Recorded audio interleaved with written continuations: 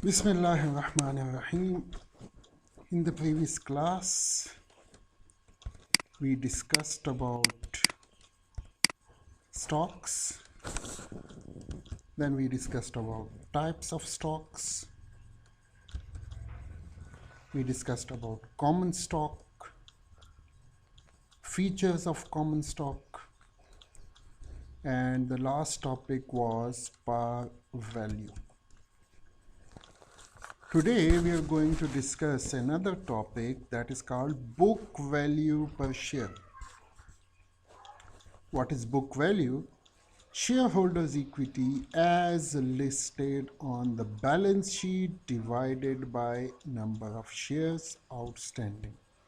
What does it mean? Basically, you know about the balance sheet. So lots of item in the balance sheet: cash, account receivable, inventory, machinery, building,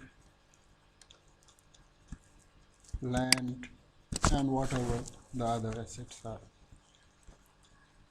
So suppose our cash is $1,000. Just an example. Account receivable is 500. Inventory is 1500. Machinery is 2000.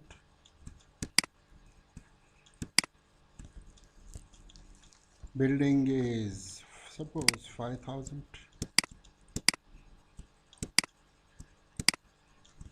And land is 5000. So these are the total assets of the company. 5 plus 5, 10, 12, 13, and 2. So total assets are 15,000.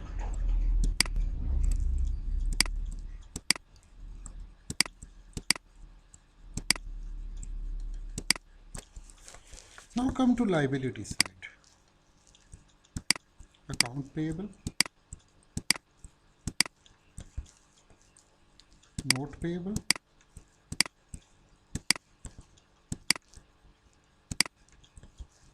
bank loan. Suppose account payable is 500, note payable is 500, and bank loan, suppose it is this is 15,000. Suppose it is 5,000.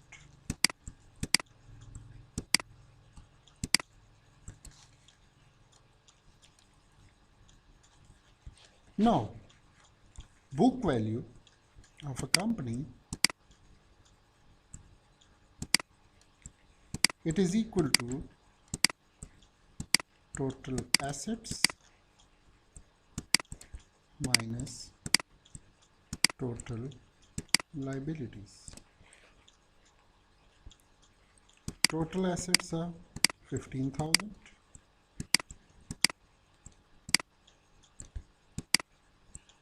And total liabilities are 6,000. So book value is 9,000. So this is basically the book value. Now when we divide the book value by number of shares, suppose number of shares issued, it is $1,000. 1,000 shares, sorry. So 1,000 divided by 9, so it becomes $9 per share. This is called book value per share. So here he said that shareholders' equity as listed on the balance sheet divided by number of shares outstanding. So this is the book value listed on the balance sheet. See, total assets minus total liabilities. So we got the book value. Divide the book value by number of shares outstanding. 1000 shares are outstanding. So we got $9 per share. So this is called book value per share.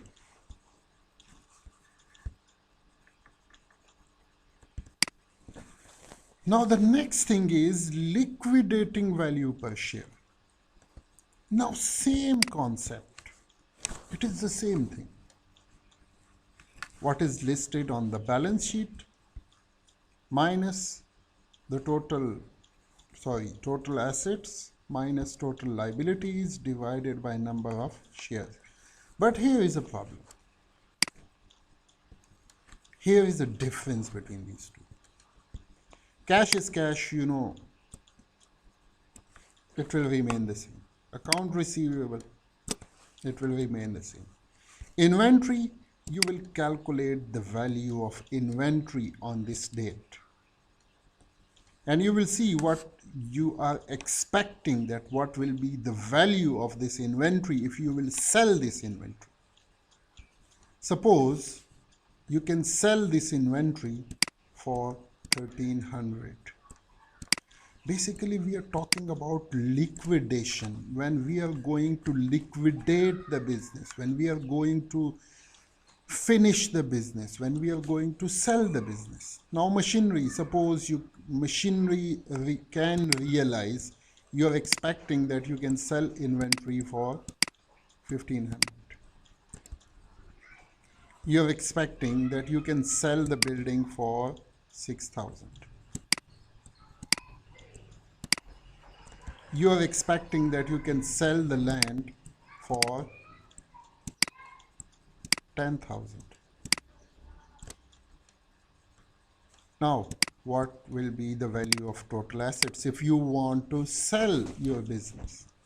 So 1,500, 1,300, 2,800, 4,300,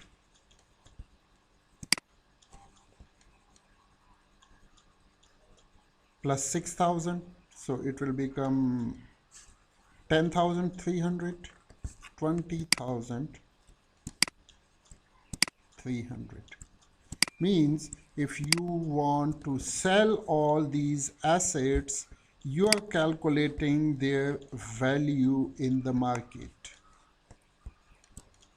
How much money these assets will realize if you will sell your business.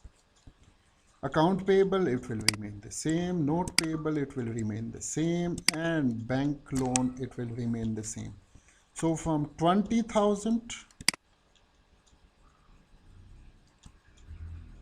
liquidating. Now we are calculating liquidating value. So your assets can realize 20,300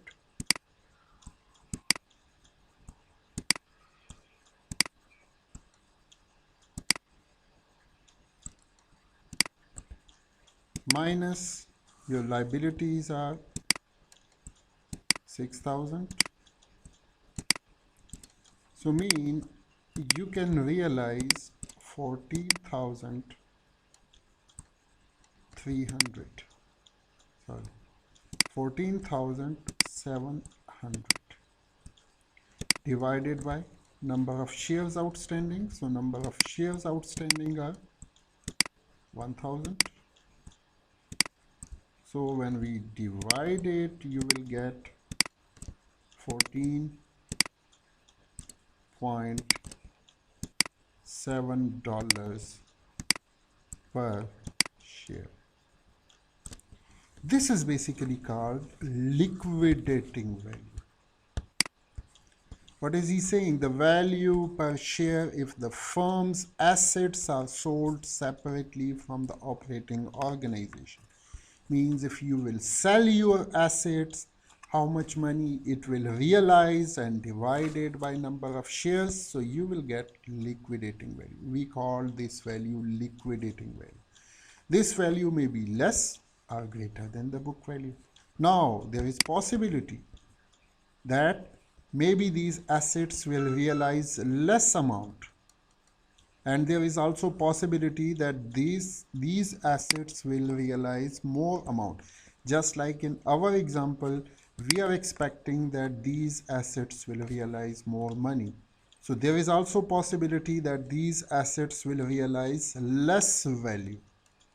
So there is possibility that this value may be less or greater than the book value. So there is possibility of this thing also. So we call it liquidating value. Now market value per share. Market value, he is talking about stock exchange.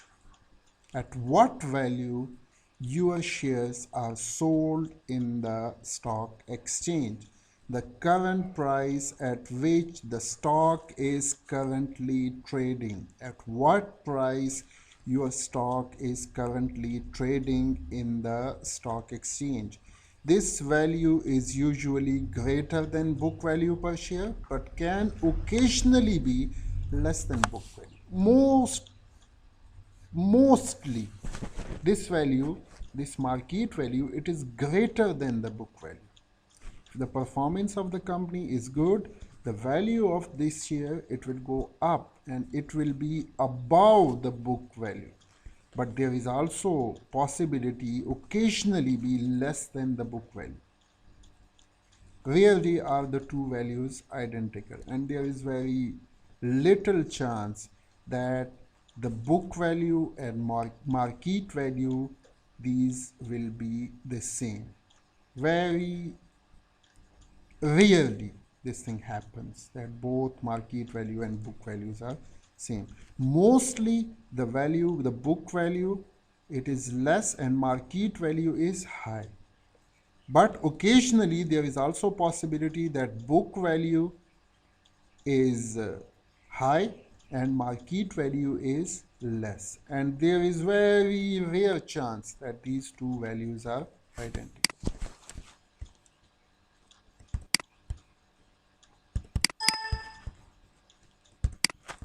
See, we calculate the book value per share and we calculate that book value per share, it is equal to $9. But there is possibility, most probably, the market value at which these shares will be traded in the stock exchange, it will be higher than this book value, this $9. But there is also possibility, occasionally, this value can be less. This book value will be high and market value will be less. Suppose the market value is $13 in first case.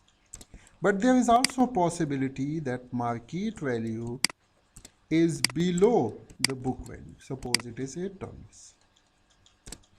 And there is very rare chance that market value and this book value, these are same, $9.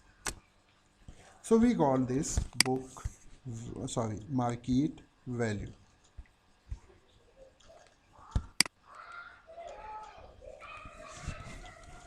Then the next thing is intrinsic value of a share.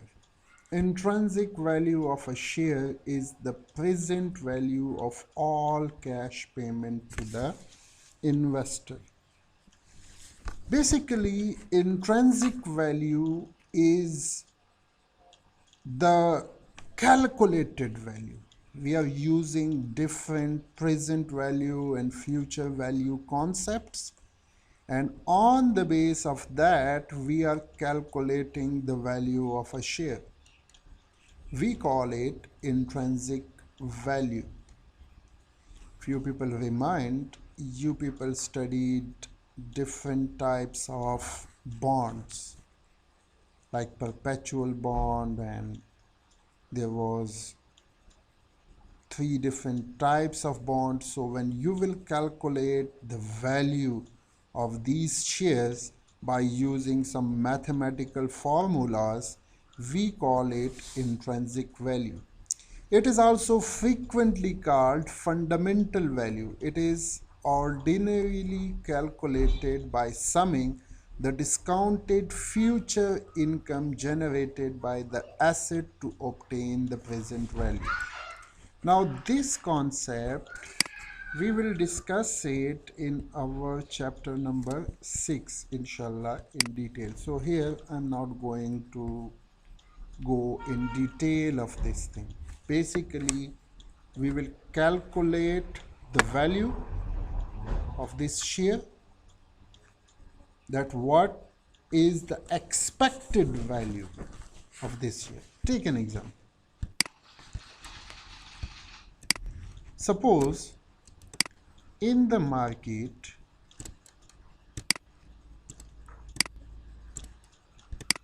the value of this share, it is $13. Now we want to purchase this share, and for this purpose we are going to calculate the value, whether to purchase this share for $13 or not. So what will we do? We will make our calculations. We will use some mathematical formulas to calculate its intrinsic value. Suppose the intrinsic value, we use different formulas, present value formulas, present value of, we will calculate the present value of all future cash flows.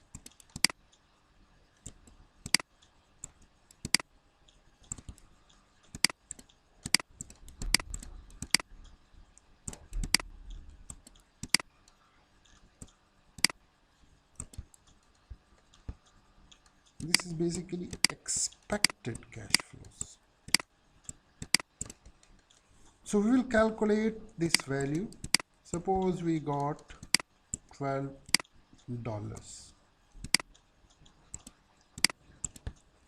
Now the calculated value is $12, but the shares are sold in the market for $13. So what will be our decision? This share is costly as compared to its intrinsic value, so we will not purchase this share. If the intrinsic value we calculate, suppose it is $15 and it is sold in the market for $13, so this is showing that it is cheap, so we will purchase it. So intrinsic value is basically the present value of all expected future cash flows. We call it intrinsic value. Inshallah, later on we will discuss it in detail. Okay, par value versus no par value. Par value is minimum price of share below which the share cannot be issued. Articles of incorporation. This is mentioned in articles of incorporation that below this face value you can't sell the shares. Most shares issued today are classified as no par or low par value stock.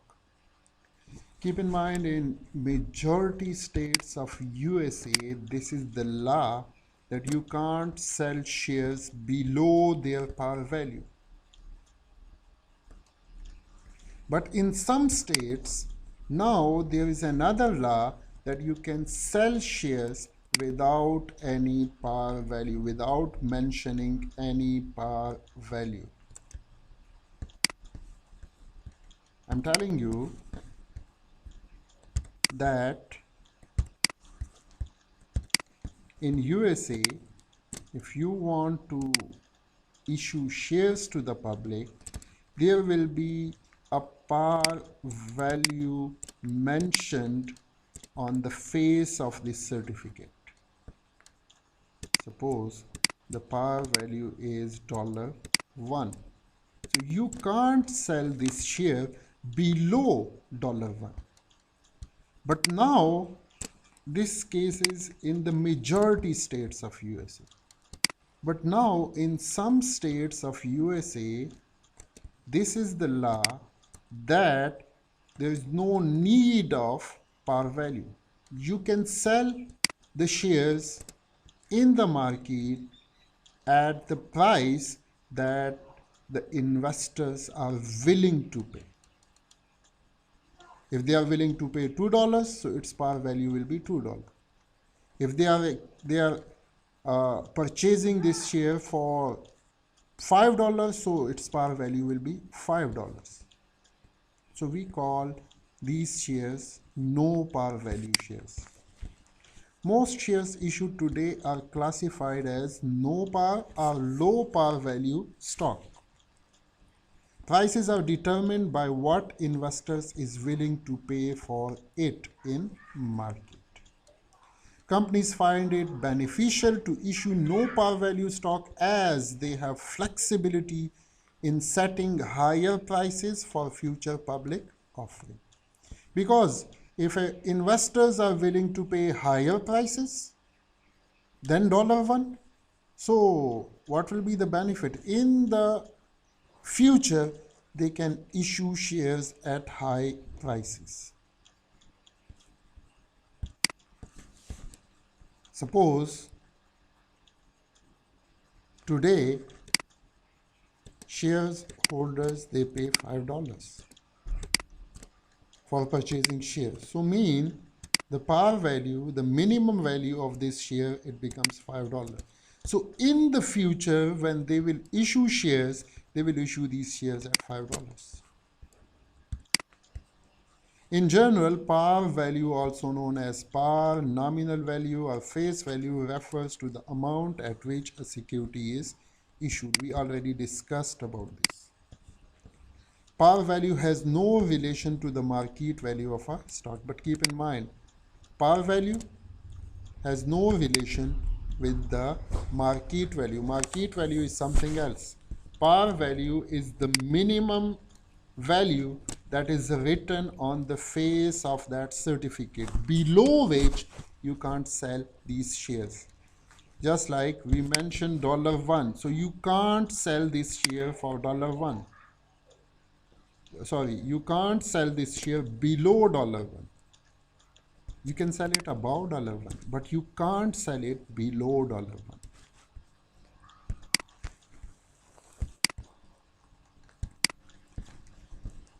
So here is the owner's equity side, shareholders equity side of Afzal Public Limited Company. Capital stock $2, par value. Now see here, par value is $2. It is mentioned. Authorized 50,000 shares.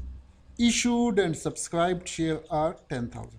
They are authorized to issue 50,000 shares.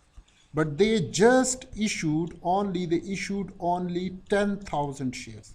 So 10,000 multiplied by 2. So minimum amount that they will receive, it will be 20,000. This is not 2 lakh, this is 20,000. Additional paid in capital. Now what does it mean? Minimum value of the share is $2. But when they sell it in the market, the shareholders, they paid $10 for each share. How much? $10. So $2 is basically the par value. And the extra $8, shareholders paid extra $8 for purchasing this share. This extra $8, this is called additional paid in capital. I'm telling you what is the minimum value. Minimum value is $2, but shareholders are willing to pay $10. I told you, you can't sell it below $2, but you can sell it above $2. So above $2, shareholders paid $10. So $2 they received for the face value, and $8 they received additional $8. This additional $8, this is called additional paid in capital. So additionally they received this 80,000. Sorry for this. This is this is 80,000. So total paid in capital to 20,000 they received for the face value of shares. 80,000 they received additional paid in capital. So total paid in capital is 20 plus 80. So it becomes 1 lakh.